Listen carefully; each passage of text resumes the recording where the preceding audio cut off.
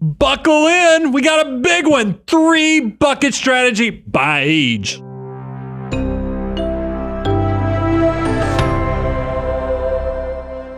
Brian, I am so excited about this because we get questions all the time. You know, we love talking about the 3 buckets, but you guys have told us, hey, I want to know more. Tell me more about how I should think about them. And does it change? Like, I know what the end is supposed to be. Like, I know that at the end of my journey, I should have these 3 buckets. But what do I do when I'm on the journey? How do I think about these buckets as I'm building towards financial independence? Yeah, well, things change. Yep. I mean, when we talk about the 3 buckets, of course, we're talking about your tax-free buckets. We're talking about your Roth accounts, tax-deferred, that's your retirement accounts. And then we've got your after-tax or your taxable brokerage accounts. All these things serve important parts of your financial life. We want to help you maximize it and then think about it for each decade of your life. And we think that it's so important. We actually put this front and center on the dashboard of our net worth tool. If you've not had a chance to check it out, go to learn.moneyguy.com and you can get your own version of our net worth tool. But right there on the dashboard, every year as you're tracking your net worth, we're going to show you what's happening in each of your buckets. So that you can say, ooh, man, I don't have enough in this bucket, I don't have enough in that bucket. And what we hope that we're going to be able to talk you through today is at different ages and different stages of life, how should I be thinking about each of the buckets? And how should I prioritize where I'm putting my Army dollar bills as it relates to the buckets? Yeah, we recognize every one of these buckets has a benefit and also somewhat of a limitation or restrictions on how much you can put into it. So we needed some type of learning tool. And I thought, and we came up with this as a team, was why not use the success of Manny the Mutant? That's because right. we decided to take it from Manny starting out his career all the way through retirement. What are the opportunities on how to build this by each decade? So let's look at Manny just to remind you of who he is and to tell you what the case study is that we're going to riddle throughout this entire show. So when we think about Manny, he is going to start saving and investing, start building for the future at age 25. And we're going to assume that he's gone through the early steps of the financial order of operations on his journey, and that at 25, he's able to save 15% of his gross wages for the future. So, you know, we talk all the time about saving 25% for the future. We understand that when you're starting out, that might be a hard charge. Yeah, it's it might be aspirational. difficult. So we're going to say Manny starts at 15%, and every year that goes on, he adds 1% to his savings rate until at age 35, he finally hits 25%. Again, we want this to be a very realistic representation of what a financial mutant's journey might actually look like. We're going to assume that at 25, he starts his career making $50,000 a year, and he's going to get 5% pay raises each year. We're also going to assume that he follows the financial order of operations to the T. He is going to go from step 1 to 2, 2 to 3, 3 to 4, so on and so forth, following all of our rules along the way. We're going to assume that his employer also gives him a dollar-for-dollar match of 5% into his 401k. So if he saves 5% into the 401k, his employer will also put 5%. He's going to prioritize, because he's a financial mutant, putting money in the Roth 401k over the pre-tax until his combined marginal tax bracket crosses 25 to 30%. So when he's below 25%, he's going to focus on building the tax-free dollars. When he gets above 30%, he's going to focus on building the pre-tax dollars.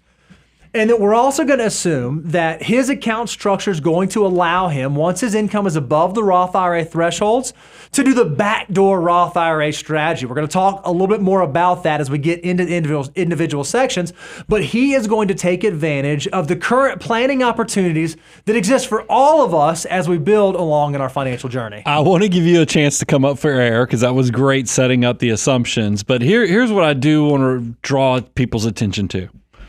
We didn't have Manny start saving and investing until he was 25 years of age. Yep. We didn't start him off right from jump at 25%. We said, look, we're going to give him time to build up. That way, because more than likely, Manny actually started working at 22 or 23, but he just didn't realize he needed to be saving for the future until he got to be 25. And then even then, he wasn't able to go straight out of the chute to 25%. So we built this up over time. Here's another thing we did to build in a conservative assumption.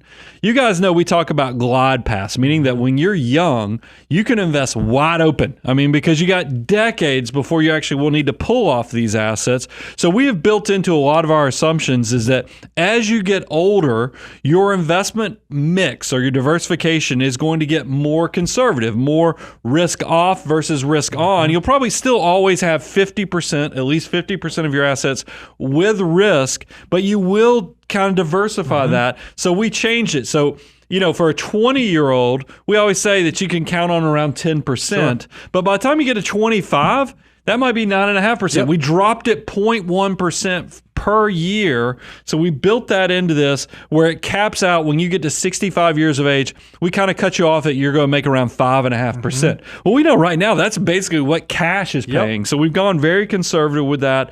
And then here's another conservative assumption. Every year, the government indexes your contributions in your 401ks, your Roth IRAs, and so forth. They increase them up with inflation.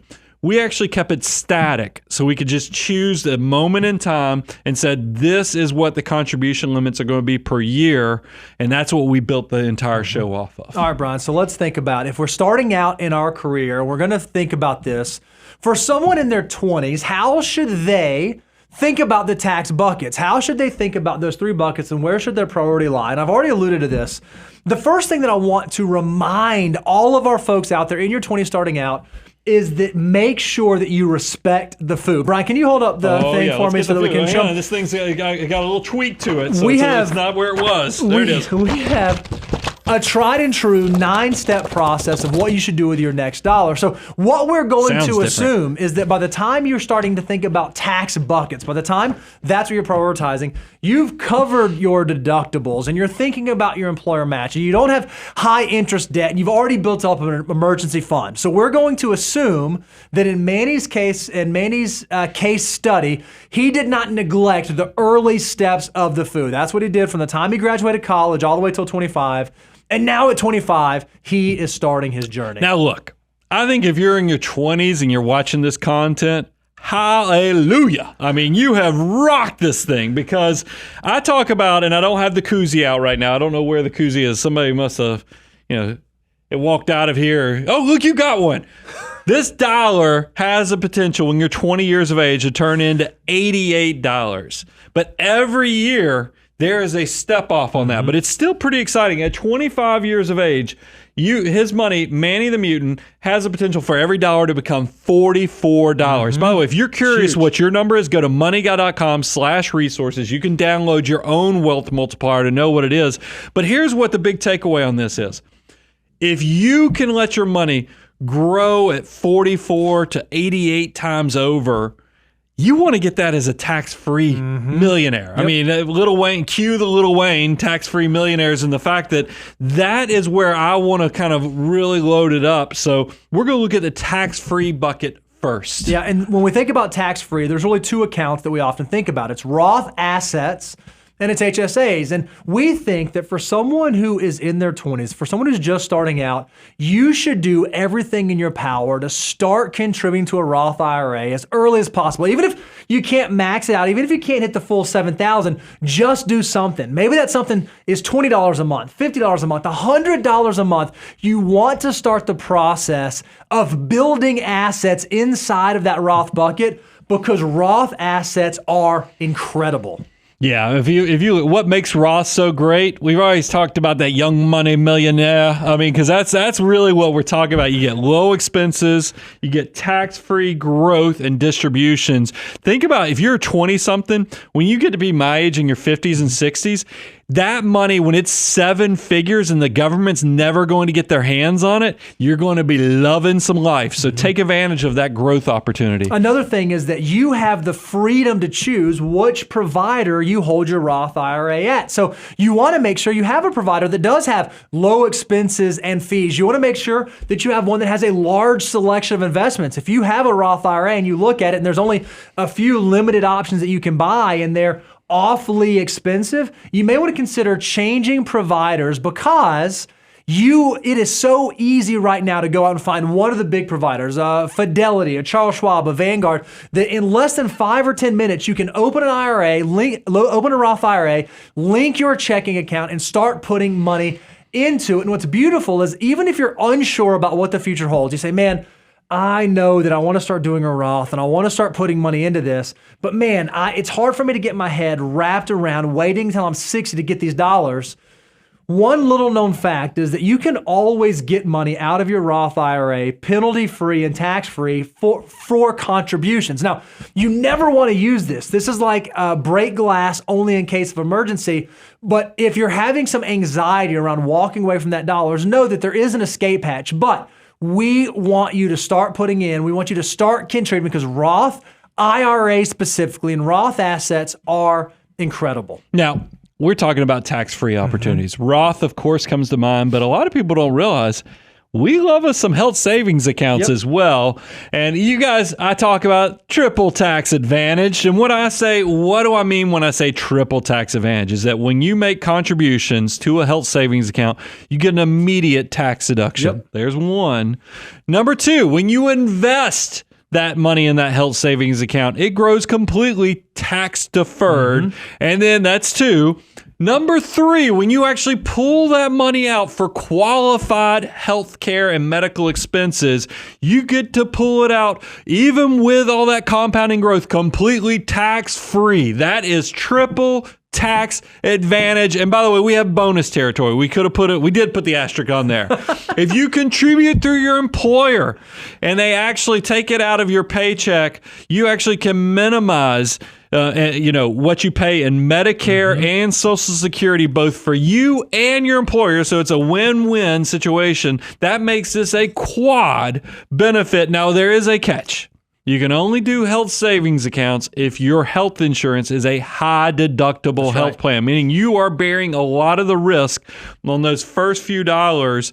Your insurance isn't kicking in unless you have something pretty big in your life happen. So pay attention to that, but it is a great opportunity in a tax advantage way to save for the future. So you can kind of get the idea that in your 20s, the tax-free bucket is where a lot of your attention, maybe even all of your attention should be focused, but you still do have the other buckets. In the tax-deferred bucket, there's a really good chance that if you work for an employer, in our case study, Manny has an employer that does a 5% match, there's a really good chance that employer money is going into the tax-deferred bucket. So make sure you're getting that free money. Do not leave it on the sidelines. We're always amazed when we see the statistics every year of how many folks are not getting their full employer match. So make sure you get that free money. If Brian and I said, hey, after the show, send us an email and we're going to send you a $100 bill, every single person listening to the show would send us that email. Don't leave that free money on the table. That's probably going to be the main way that your tax deferred bucket is getting built up in this decade. I always like to make sure if in a modern way we share that money, the employer money to take the deduction, they have to put it in the tax deferred way. Now there is legislation that passed where there's now an opportunity. I don't think it's very well adopted so far, so that's why the tax deferred column works. But in the future, you might be able to pay taxes yourself on those contributions, so that way your employer still gets the deduction. But this money potentially could go into Roth. But I just want to give you that just in case somebody here is a stickler for all the details. We know that they've changed that, but I still think most employers are going to put it in that tax deferred column.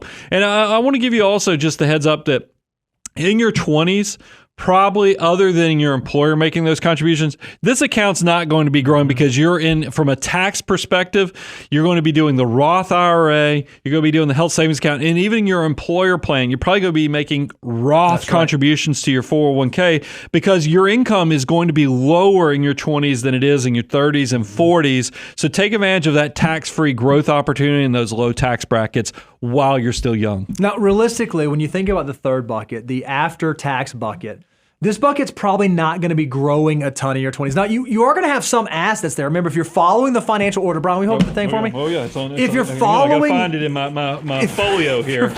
There it is. Hang on. There it is. If you're following the financial order of operations, you're going to have step 1 deductibles covered. You're going to have step 4 emergency reserves. Those are technically after-tax dollars, but you're probably not going to be investing a ton in this bucket right now because really, we don't start thinking about the after-tax bucket until we get to step 7, until we get to hyper accumulation. So as you are working through your 20s, as you're building your financial empire, Don't go out of order of the foo. The foo exists for a reason. If you'd like a handy dandy copy, we've already mentioned this, you can go to moneyguy.com/resources and download your copy of the foo.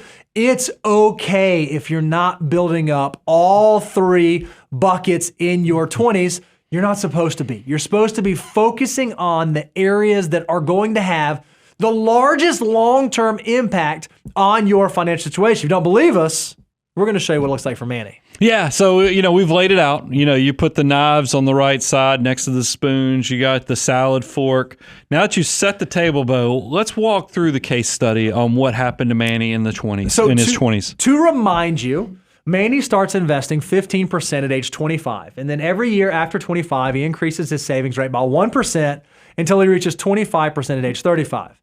He makes $50,000 a year starting at 25, and he gets a 5% pay raise every year. He follows the financial order of operations, and he gets a dollar for dollar employer match of 5%. So by the end of his 20s, from age 25 to 29, what's a scorecard look like? How did it play out? Well, what you can see is that inside of his tax-free bucket, because he's doing his Roth IRA, he's doing his HSA, he's doing his Roth 401k, he has about $61,500 saved up. Inside of his tax-deferred bucket, he has $18,000 saved up. Well, if you look at the savings rate he was able to achieve by the end of this decade, it's 19%.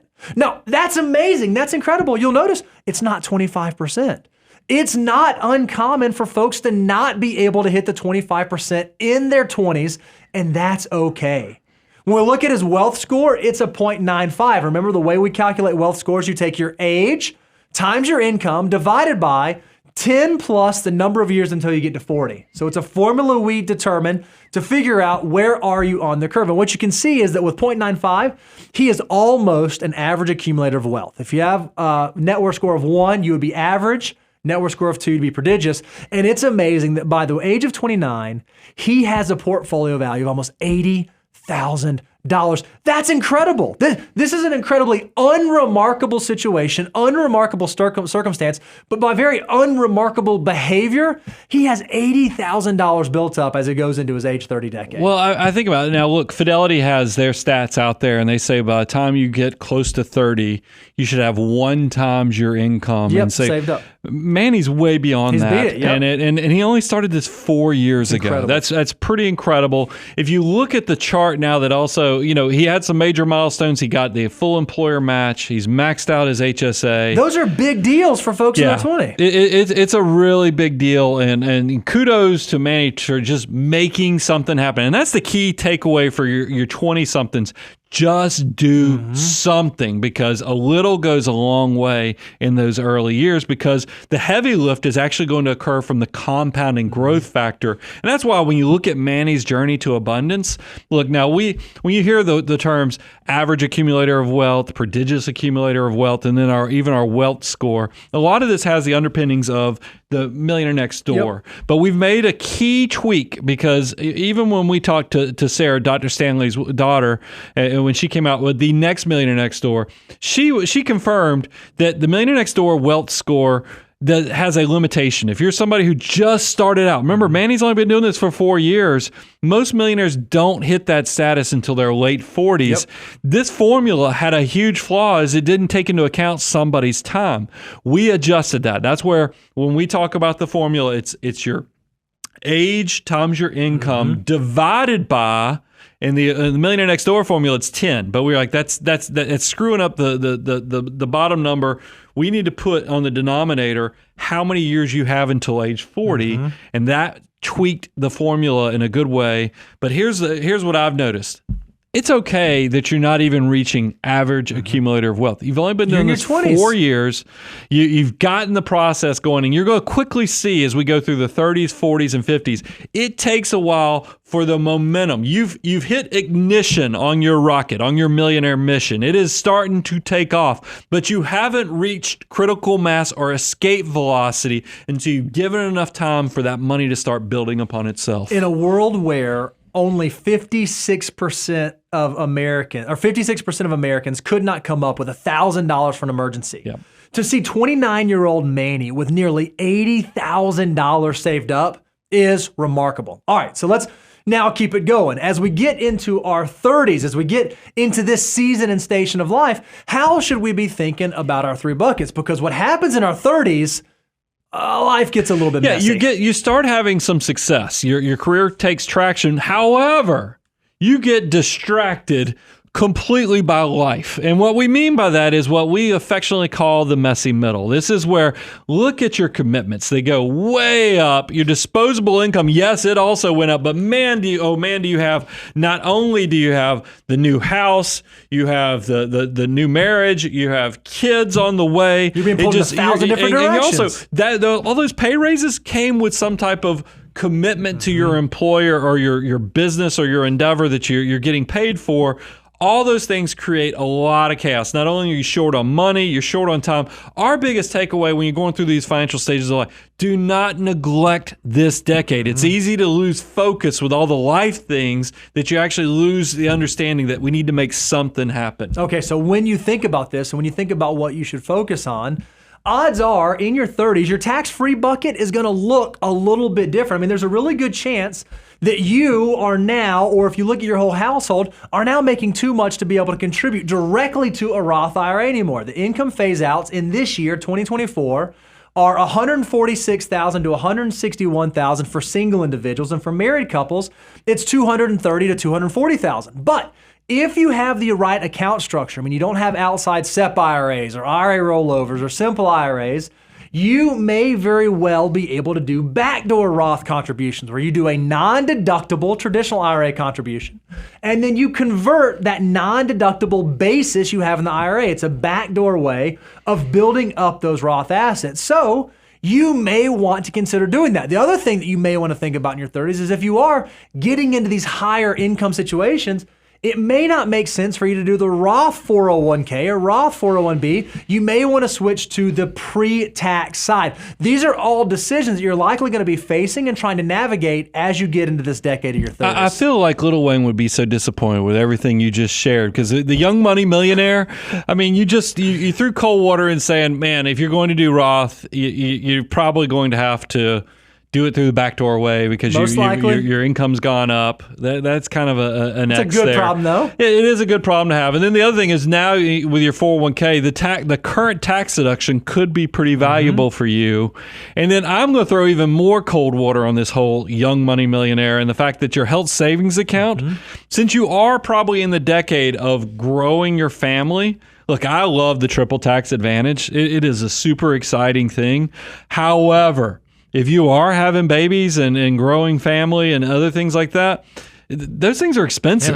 You might need that Cadillac health insurance. When you go through annual enrollment, don't just do what you did last year. Actually look at your healthcare needs in the coming year and make sure that's reflected. And if you know you're going to have a child or grow your family in the coming year or have more, if there's some medical procedures or other things you're going to be doing, take that into account because it might be time.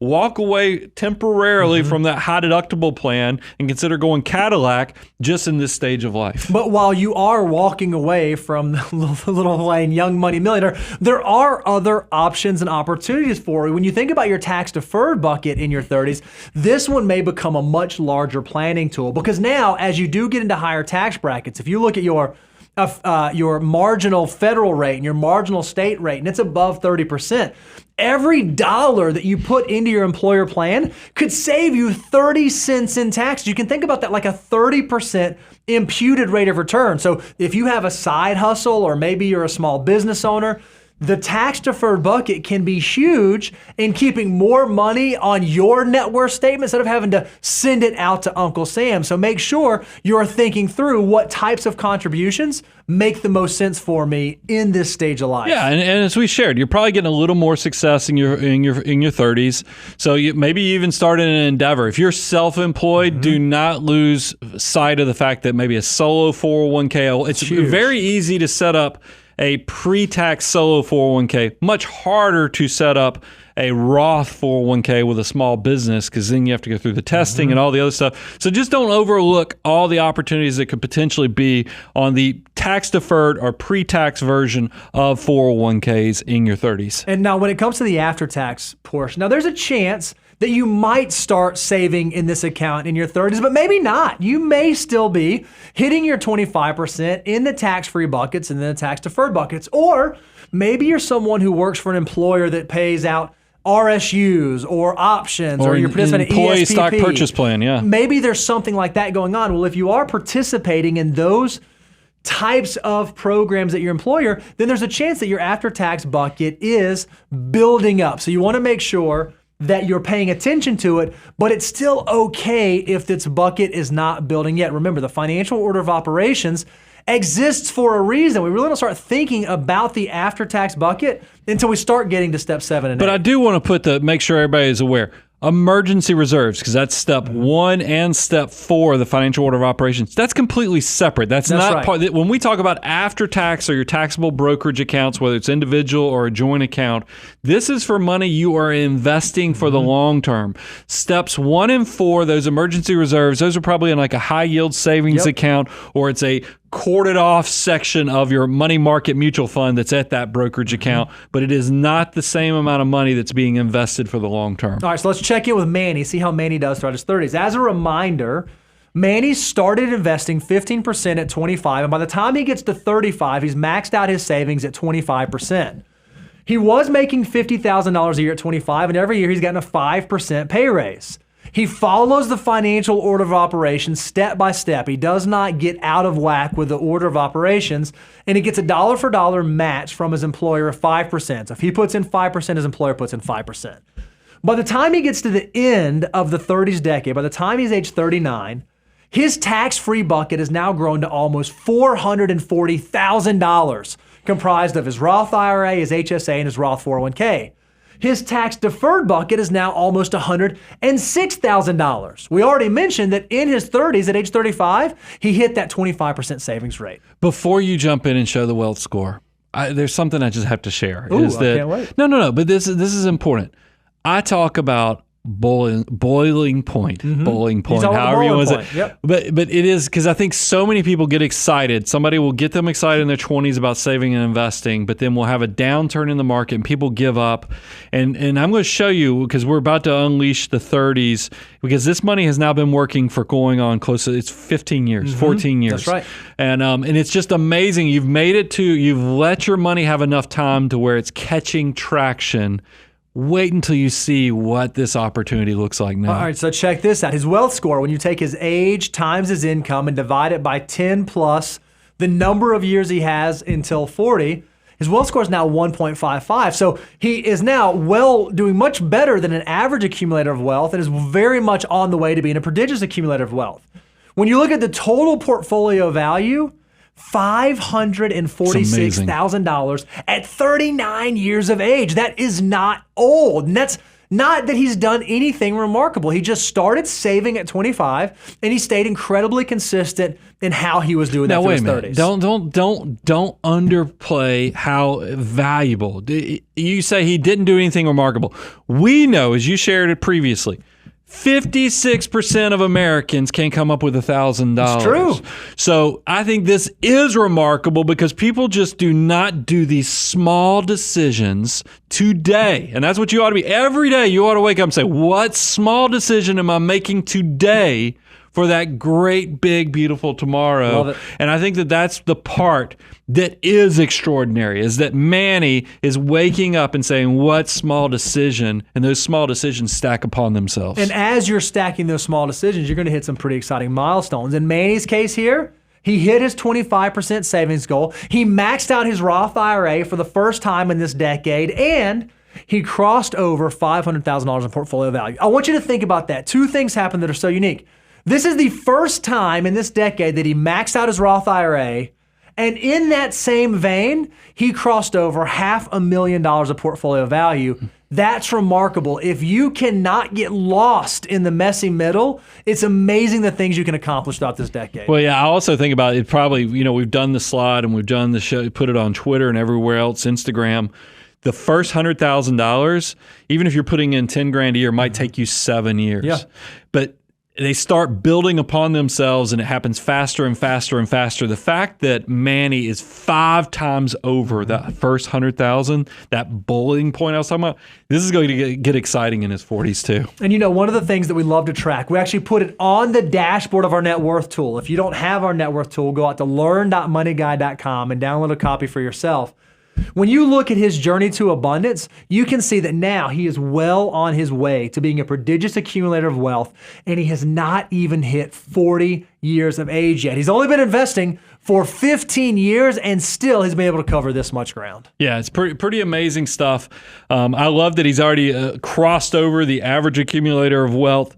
He's well on his way to becoming prodigious accumulator of wealth, and we're still in that modified formula. If you're looking at your wealth score, it's your age times your income divided by the denominator. The Millionaire Next Door uses 10 because you're under 40, and we want to make sure we give respect to the time it takes. It's 10 plus how many years you are until you reach 40. So if you're 30 years of age, that denominator is now going to be 20. It's going to be the 10 plus the 10 years to reaching 40. If you're a person who's 39, it's going to be 11. So just be aware of that modification as you're making this adjustment. All right, so Brian, now let's talk about the 40s, because this is, again, even a different stage. 20 was a stage in life where we're just trying to figure things out. And 30 is where we're trying to make sure we're staying the course.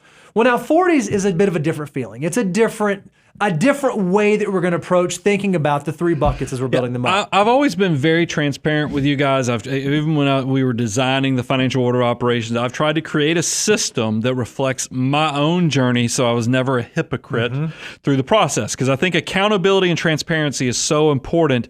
And I have shared with everybody on the content team, I've shared with you guys, it wasn't until my early 40s that I actually didn't feel broke. And I think that surprises people to hear, hey, it's going to be difficult in my 20s, it's going to be difficult in my 30s.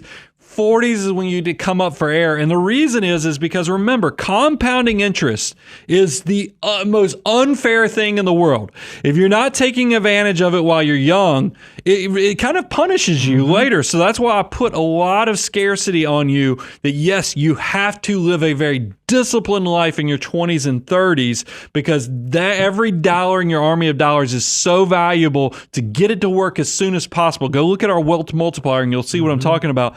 40s is the first decade you probably are going to see tremendous fruits, and you can finally come up for air and realize, okay, I got this. I'm out of the messy middle, and I can start living in a little bit more abundance, even potentially a step 8 of the financial order of operations. This is a decade to celebrate. So as you start thinking about your tax buckets, there's a really good chance that the tax-free bucket is kind of locked in. You kind of know if I can either contribute to a Roth IRA or if I can take advantage of backdoor Roths. You've probably already also made the assessment of what type of insurance should I be doing. Should I do the high deductible plan or should I do the Cadillac plan?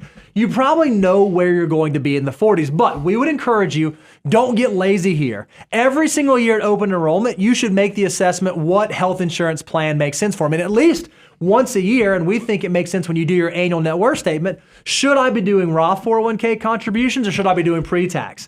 In your 40s, make sure you're reassessing that, because as your income changes, the answer to that question might change. So make sure this is not something that you're neglecting and ignoring as you're working through building your financial portfolio. And that leads to your tax deferred bucket, which, by the way, now is starting to get pretty big. Not only is it the combination of all your employer's contributions over the last decade, 2 decades, is now also when you started making good money at your job, you started loading up those pre-tax contributions. But you are getting to the point now where I'm telling you, this is where you need to transition into the after-tax or the taxable brokerage account, is when you look at the financial order of operations. People go, okay, I see step 5 is tax-free growth. That's your Roth, your HSAs. I see step 6 is max out your tax savings. That's your primarily your employer plans and your tax incentivized saving opportunities. But you will get to a point where you say, okay, step 7, hyperaccumulation. I still need to be saving 25%, but I need to now make sure I'm not retirement account rich, life poor. And what do I mean by that when I say retirement account rich, life poor? If you get into your 40s and you're starting to feel somewhat flush and successful, but you can't pay cash for your next car, you've done something. We need to reevaluate how things are structured, because buying a cash with with buying your next car with cash, because you're also probably getting to the step where you want to buy nicer cars and do other things. You don't want to be financing that type of stuff. Financing 23.8 was designed to give you grace and affordability on reliable transportation. It's not so you can be financing cars when you're a 40-something with a 7-figure retirement account. We've got to make sure you are building up after-tax or taxable brokerage assets. Yeah, there's a really good chance this third bucket is where you start to begin building in your 40s, because what the after-tax bucket does is it can be the bridge. All of your retirement accounts, you can't even get access to those until you are 59 and a half, or at best 55 if you're still working with your employer who has your 401k. So if you're thinking about early retirement, if you're thinking about checking out, or if you do need to pay for some of those things that Brian alluded to, the after-tax bucket is going to be the place where you do that. This gives you easy access to your funds. So if you've not thought about this yet, if you don't know what your number is, if you don't know what the future plan looks like, in your 40s where you really want to start developing those ideas so that you can make sure you're putting money in the right places. Well, the taxable brokerage account is also going to be valuable for you. A lot of people, because like this year, you can put in what, $22,000? $23,000. $23,000 in a retirement plan. And a lot of people, you've had some success, you max that out and you go, all right, I did it. I did my part. No, remember the goal is to be saving and investing 25%. And you're like, well, what do I do? I've already maxed out all the tax favorite things. That's where the taxable brokerage account. You can buy mutual funds. You can buy ETFs. You can do very valuable things in those brokerage accounts, and they don't have any type of limitation on your funding. They don't have early withdrawal penalties. There's a lot of opportunity in saving and investing in these taxable accounts. All right, so let's check in with Manny. As a reminder, Manny started investing 15% at 25, and then he maxed out his savings rate at 25% starting at 35. So he continued that 25% saving all through his 40s. He was making $50,000 a year at 25, and he gets a raise of 5% every year through his working career. He follows the financial order of operations, and his employer continues to do a 5% dollar-for-dollar match. When we check in at the end of this decade, at age 49, it's a pretty exciting story. Here's something that I think is so exciting. This is why I love doing the Manny the Mutant case study. I know all the research out there. If you go look at what Millionaire Next Door and others have found, Ramsey Solutions has done a lot of wealth studies as well. They have found that the typical millionaire, and this shocks people because we live in this society of everybody thinks they're going to be rich by the time they're 30 years of age. The reality is most people cross 7-figure status when they're 49 years of age. Yep. Here we are. And then the other thing that I find interesting is most people reach millionaire status after they've been saving and investing for 28 years. So let's see if that's the way it works for Manny as well. When we look at how his accounts are broken down, he has $1.4 million just in his tax-free bucket. That's Roth IRAs, Roth 401k, and HSA. His tax-deferred bucket has now grown to $322,000, and he began saving in the after-tax bucket. He has $15,000 saved up there. His savings rate is the same as what it was in his 30s. He's still saving 25% for the future. But when you look at his wealth score, his age times his income divided by 10, he is now at 2.21. He is a prodigious accumulator of wealth. He's actually better than a prodigious accumulator of wealth. And when you look at his total portfolio value, by the end of his 40s, he has accumulated a $1.7 million portfolio in his 40s, not just hitting millionaire status by age 49, he almost hit multi-millionaire status by age 49. Yeah, there's a lot of accomplishments in this decade. And you can see maxed out his 401k, crossed $1 million just in the 401k alone. He's hit prodigious accumulator of wealth. Lots of moments. This is definitely, he's reached financial order of operations, step number 8, abundance goals without a doubt. This is pretty amazing. When you look at his journey to abundance, it's exciting. And what I love about our net worth tool, again, if you don't have it, go check it out at learn.moneyguy.com, is it shows where you were 10 years ago, 15 years ago, 20 years ago, and where you are today, so you can actually see your path. You can actually see all of your hard work paying off. And right now, you can see that in this 40s decade is when Manny crossed into being a prodigious accumulator of wealth, which would suggest to me that his 50s, 60s, and beyond is going to look pretty exciting. So because we've already had the decade of it. Feels like we've already reached abundance as I've shared. what the heck could be next? So let's talk about 50s and beyond. Let's land this airplane of success and show how small decisions that Manny made in his 20s and 30s and even 40s have culminated into a life of abundance. I'm curious to see what this means for him in his 50s and beyond. So as you think about it, when you get into your 50s, some natural opportunities open up. You can now do catch-up contributions in your employer-sponsored accounts as well as in your IRA. So you want to make sure that you're taking advantage of that. And you want to make sure that you're thinking about, how do I fine-tune my retirement plan? How do I fine-tune what I ultimately want my future decades to look like? So when you think about your tax-free buckets, one of the things that people always say when they get in the 50s is, man, I wish that bucket was bigger. I wish I could go back in time and shake the younger version of myself and say, max out that Roth IRA, max out that HSA, put money in the Roth 401k. Well, in your 50s, this might be the time where there are opportunities for you to increase this bucket. Are there ways that maybe you should think about either doing 401k contributions, or maybe if you leave the workforce in this decade, is this the decade that you start doing Roth conversions, where you start converting some of your pre-tax assets into tax-free assets at some of the lower marginal tax brackets? Yeah, definitely a great decade, especially if you have a big income change in your life. Roth conversions is something definitely to take into account. If you retire early, go into the FINE movement, next endeavor, this is something also to look at. But that transition is this to tax deferred. Now that we heard this was the employer contribution, this is once you start making good bucks at work, that maybe this is where you were doing to save taxes. But this is now the problem where you're recognizing, hey man, everything I put in that tax deferred account, I'm going to have to take at 72 years of age as a required 75, because they keep pushing it up. It was 70 and a half, they went to 72, now it's 75. So required minimum distributions keep going up, but you know this money's going to be expensive because it's going to be taxed at ordinary income tax rates.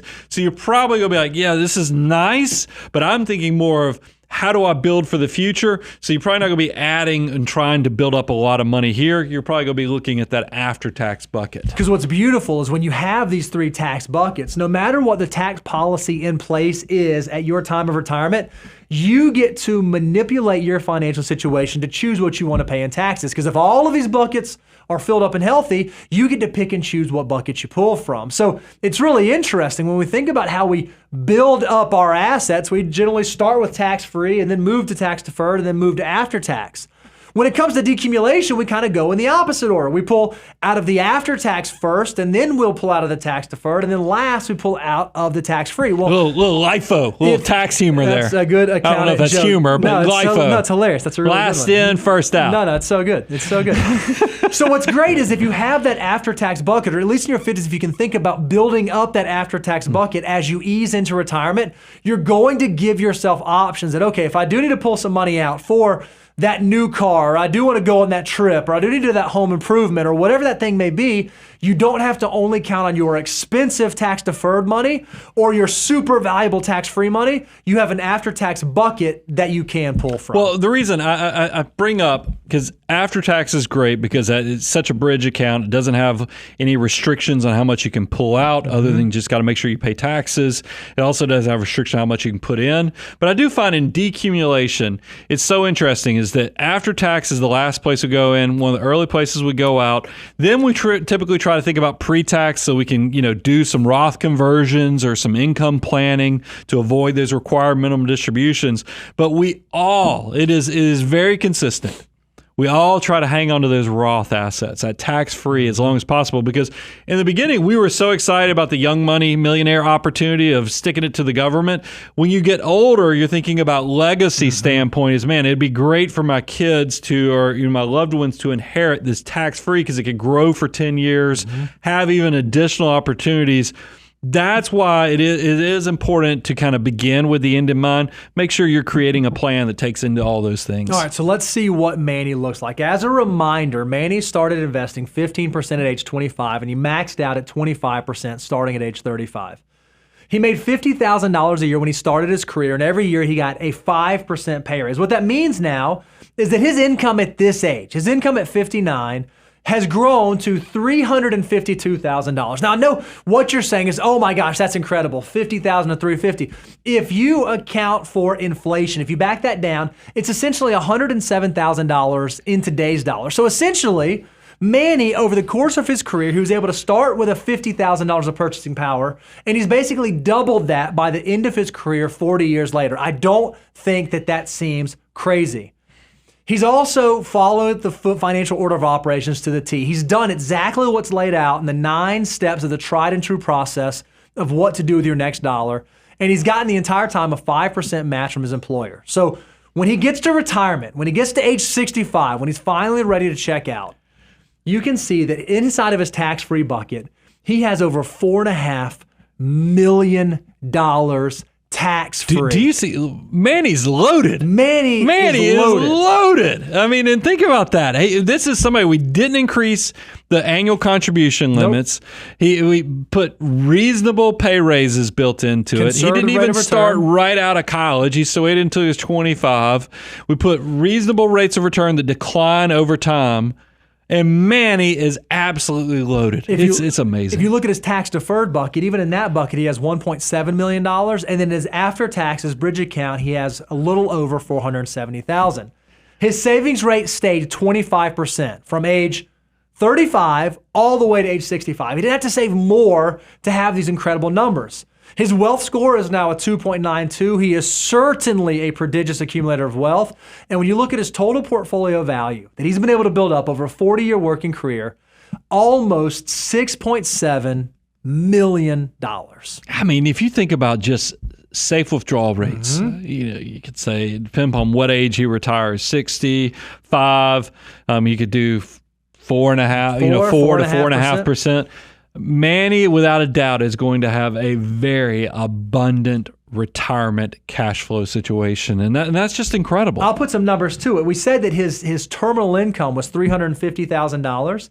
At a 4% withdrawal rate, he would be able to replace 76% of his income starting at age 65. At a 4.5% withdrawal rate, he would be able to replace 85% of his income. Remember, he was still saving 25%. Yeah. So this means that Manny gets a pay raise. He actually gets to retire and have more money coming in than he was spending throughout his working life. Plus potentially Social Security coming in on top of that. It's amazing to think about that he's going to be spending greater than 100 with Social Security and things, potentially 110% of what he was actually making and living off of after taxes and savings. Manny is living the life that I think a lot of us daydream about, and all it took was a combination of small decisions over time that led to abundance. Truly amazing. If you look at his journey, that's exactly what it is. It was small decisions. It was a consistent journey. Now, what would really likely happen? Manny would have had options. He would have had options at 50, 55, 60 to choose what he wants the rest of his life to look like. What's amazing is that if you can figure this out early and you can start thinking about, how do I begin saving today for tomorrow? And how do I think about structuring my tax buckets? You get to control your financial future just like Manny did. So let's load you up. I would encourage you, go to moneyguy.com/resources. That's where all the free stuff lies. Now, if you've liked in the in the background of this, we had how our net worth tool is looking at these 3 buckets. Go to learn.moneyguy.com if you also want to get some of those tools that will accelerate your journey. But here's the big takeaway is that I love that we showed how those little small decisions, because we talk about the 3 ingredients of wealth. The first one is discipline.